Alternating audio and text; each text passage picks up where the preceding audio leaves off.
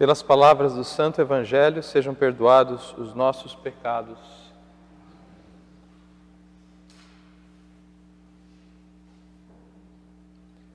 No domingo entre o dia de Natal e a solenidade de Maria, Mãe de Deus, no dia 1º do ano, nós celebramos a Sagrada Família de Nazaré. Hoje, nesta oitava do Natal, ainda nos 8 dias nos quais nós celebramos o Natal do Senhor, o nascimento de nosso Senhor Jesus Cristo, nós celebramos a Sagrada Família. Família onde Deus decidiu que seu Filho Jesus nasceria, onde Ele decidiu que Jesus aprenderia a andar, a falar, a ser um de nós, como nós. No livro de Ben Sirac nós temos palavras que defendem a família, que defendem a maneira de ser do povo de Deus, herdada desde os profetas do Antigo Testamento. O livro é escrito num momento no qual muitas pessoas haviam saído da região de Israel e moravam no norte do Egito, e lá, em outra cultura, numa cultura estrangeira, corriam o risco de perderem as suas raízes. E é naquele momento que este texto é traduzido para o grego e é apresentado ao povo que vivia sob os perigos de uma nova cultura. Eles eram imigrantes e, ao ouvir a palavra, eles relembravam aquilo que eles eram, quem eram chamados a ser. Eles estavam longe da realidade do Templo de Jerusalém, onde eram oferecidos os sacrifícios para o perdão dos pecados. E o texto diz: quem honra o Pai, quem cuida do seu pai, quem honra os antepassados, os mais velhos, aqueles que nos ajudaram a crescer na vida, seu pai e sua mãe, alcança o perdão dos pecados. Há uma pequena mudança ali. Se os pecados antes eram expiados no Templo de Jerusalém, agora o respeito, o amor, a honra para com os pais, o segundo mandamento da lei de Deus, ele é tido aqui, colocado como aquilo que nos ajuda a chegar a Deus. O perdão dos pecados é a nossa reconciliação com Deus, é o nosso reencontro com Ele. A beleza do texto nos lembra que os laços da família, aqueles que nos tornam quem nós somos, nós aprendemos a ser o que somos, bem ou mal, nas nossas famílias, mediante dificuldades, sofrimentos, privações, tristezas. A maioria aqui é imigrante, vocês sabem, não é à toa que viemos aos Estados Unidos. A maioria de vocês que são imigrantes ou filhos de imigrantes vieram em busca de uma vida melhor, de melhores oportunidades. E nesses contextos novos nós corremos o risco de perder nossas raízes. Nossas igrejas, igreja portuguesa, igreja onde a comunidade brasileira também celebra, são locais onde as nossas raízes, aquelas que nos trouxeram a fé, nos ajudam a nos manter diante de Deus, do Deus que aprendemos pelo nosso batismo, que nos foi ensinado pelos nossos pais, pelos nossos avós. Nós nos mantemos nesta realidade de fidelidade ao Senhor por meio da manutenção da nossa raiz, esta cultura portuguesa tão bela, e que deve nos levar a Deus, sempre, sempre. E os valores que nós aqui aprendemos são aqueles que a religião nos deu. São Paulo os sintetiza. Muitas vezes nós nos perdemos em muitas outras coisas, mas no fundo, no centro da nossa vida de fé, estão as palavras de São Paulo. Revesti-vos, olha só, coloque a veste de sentimentos de misericórdia, de bondade, de humildade, de mansidão, de paciência, suportando-vos uns aos outros, perdoando-vos mutuamente se alguém tiver queixa em relação ao outro. Esta é a regra para o convívio da igreja, mas é a regra para o convívio em casa. A família só existe, o relacionamento entre um homem e uma mulher só continua entre os pais e os filhos dos pais, os filhos dos avós, os irmãos, se há amor, se há uma decisão. Quando dizemos revesti-nos, Para colocar a veste eu tenho que decidir por isso. Revesti-vos de profundo amor, misericórdia, humildade, mansidão. Mais uma vez eu digo, paciência, perdão, suportando-nos uns aos outros. Se assim vivemos, é possível ser igreja. Se assim vivemos, é possível sermos família. De outro modo, nós vivemos batendo nossas cabeças uns com os outros, faltando com paciência, sendo intransigentes, forçando a nossa vontade, dominando, sendo dominados, tornando o outro objeto do meu desejo, da minha vontade, daquilo que eu quero que ele faça, que ela faça.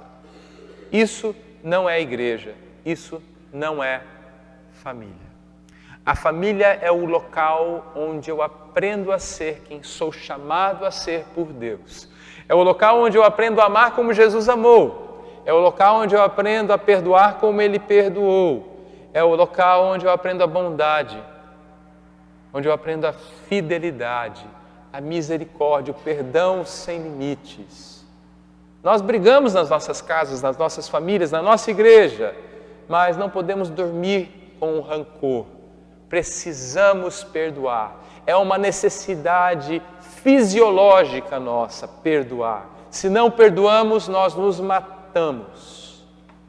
E isso só depende de nós. Nós não podemos acusar os outros.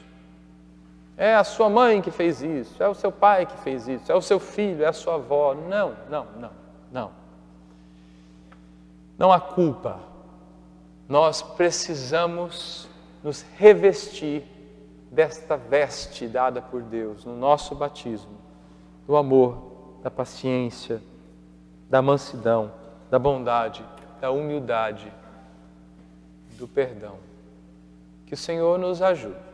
Celebramos hoje Maria, José, Jesus, o menino, que é apresentado ao templo. Ele era primogênito, então os primogênitos eram apresentados. Oferecia-se sacrifício para a purificação da mulher que deu à luz, da criança que está sendo oferecida. Eles eram pobres, levam um casal de pombinhas para serem oferecidas. Mas na verdade, o texto nos mostra uma outra oferta.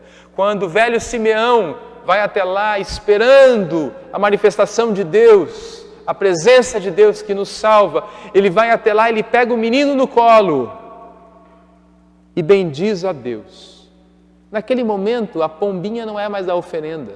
Aquela criança se torna o sacrifício, a oferenda.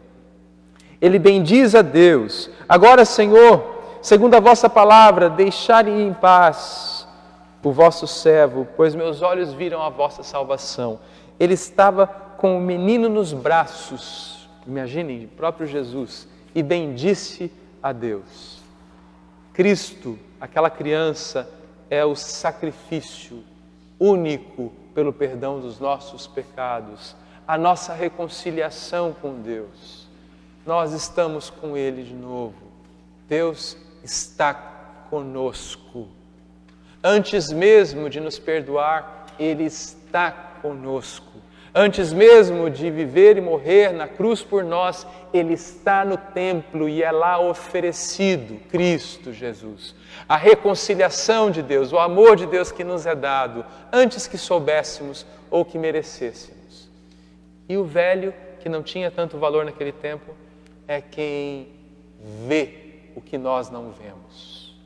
A profetisa Ana, aquela mulher idosa, 84 anos, ela ficou viúva muito jovem e vivia no templo, servindo a Deus, servindo aos outros, glorificando a Deus no templo, com uma vida de jejuns e orações, uma idosa que não tinha valor naquele tempo também, viúva, não tinha ninguém para protegê-la.